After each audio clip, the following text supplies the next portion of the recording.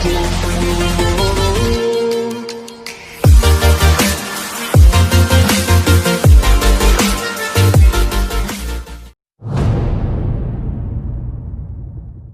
Bharat, Britain और चीन में तमाम वैज्ञानिक तेजी से वैक्सीन की तलाश में जुटे हैं।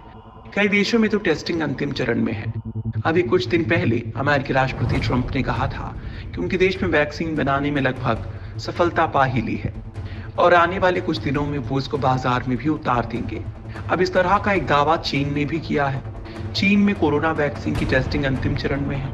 आने वाले कुछ दिनों में चीन से इस संबंध में बड़ी घोषणा हो सकती है।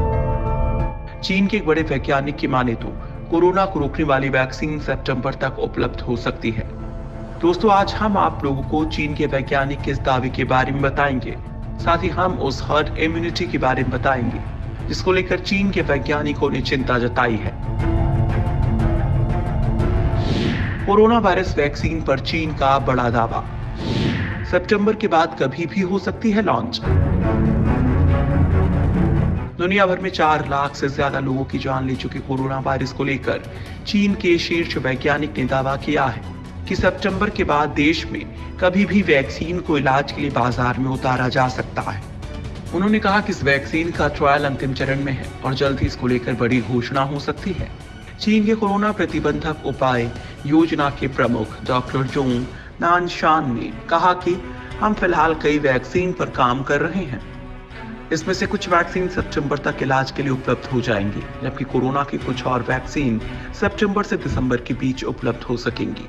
महाराष्ट्र टाइम्स में छपी खबर के मुताबिक इससे पहले चीन के centre for disease prevention and control के महानिदेशक डॉक्टर गाओ फू ने भी ऐसी ही घोषणा की थी। डॉक्टर जोंग नानशान ने ब्रिटिश सरकार की हर्ड इम्यूनिटी थ्योरी पर भी चिंता जताई। उनकी माने तो इससे लाखों लोगों के जीवन को खतरा हो सकता है। इससे बचने के लिए वैक्सीन के अलावा कोई उपाय नहीं है। कोरोना वायरस के खिलाफ चीन की लड़ाई का नेतृत्व करने के लिए नियुक्त किए गए डॉक्टर जोंग ने कहा कि हर्ड इम्यूनिटी उस स्थिति को बताता है जहां लोगों ने एक बीमारी के प्रति रक्षा हासिल कर ली है। दरअसल डॉक्टर जोंग का मानना है कि हर्ड इम्यूनिटी पाने के लिए एक देश को अपनी आबादी के 60 से 70% लोगों को संक्रमित करने की जरूरत है।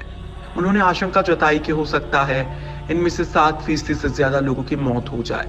इतनी बड़ी संख्या में कोई भी देश मौत को बर्दाश्त नहीं कर सकता, इसलिए ये तरीका चौंकाने वाला और बहुत खतरनाक है।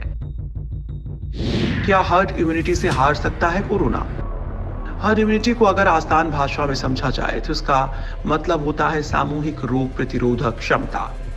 वैज्ञानिकों के मुताबिक अगर कोरोना वायरस को सीमित रूप से फैलने का मौका दिया जाए तो इससे सामाजिक स्तर पर कोरोना को लेकर एक रोग प्रतिरोधक क्षमता विकसित होगी जिससे यह वायरस खत्म हो जाएगा।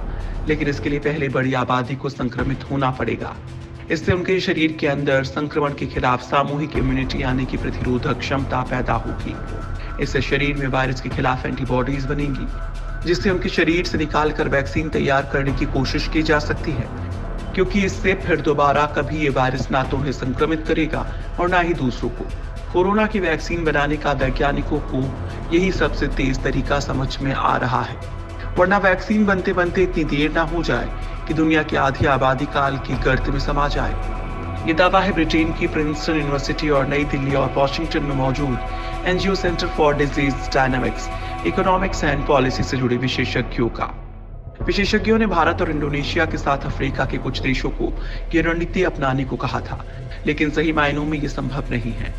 इसका एक सबसे बड़ा नुकसान ये है कि इसकी वजह से लाखों लोगों की जान भी जा सकती है, इसलिए चीन के वैज्ञानिक इसे सही नहीं बता रहे हैं। वैक्सीन बनाने में जुटी देश भर की 100 कंपनियां। कई कंपनियों ने शुरू की तीसरे चरण की टेस्टिंग। इस बीच कोरोना के संक्रमण को खत्म करने के लिए अलग अलग देशों की 100 से ज्यादा कंपनियां लगातार कोशिश में हैं। इनमें से कुछ कोरोना प्रतिबंधक वैक्सीन के मामले में महत्वपूर्ण स्तर पर पहुंच गई हैं। कुछ कंपनियों ने अपने वैक्सीन के प्रभावी होने का दावा करते हुए दूसरे और तीसरे चरण की टेस्टिंग शुरू कर दी है।